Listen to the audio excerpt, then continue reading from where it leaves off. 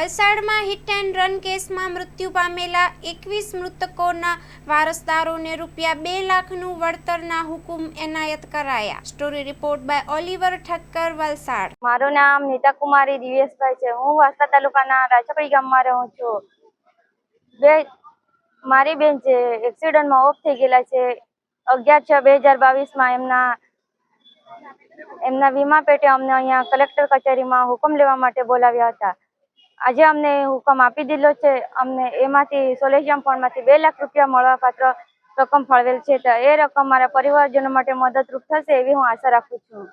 Sir, આજ રોજ જે એવોર્ડ વિતરણ કરવામાં આવ્યા તે રીતના એવોર્ડ આપવામાં આવ્યા શાના?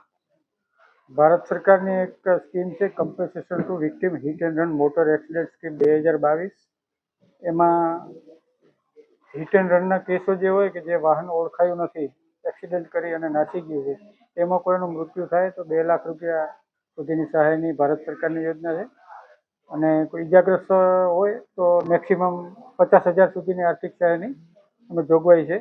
જેમાં અત્રેની કચેરીમાં કુલ 29 અરજીઓ હતી, જેમાં 19 તારીખના રોજ કમિટીની મિટિંગ યોજાયેલ હતી।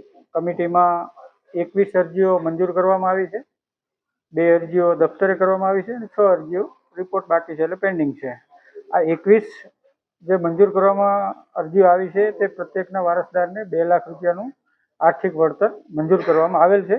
તેમને બધાને આજે હુકમોનું વિતરણ કરી દીધેલું છે। આ 2 લાખની રકમ GIC કાઉન્સિલ દ્વારા ડાયરેક્ટ એમના ખાતામાં નિફ્ટ દ્વારા નાખવામાં આવશે।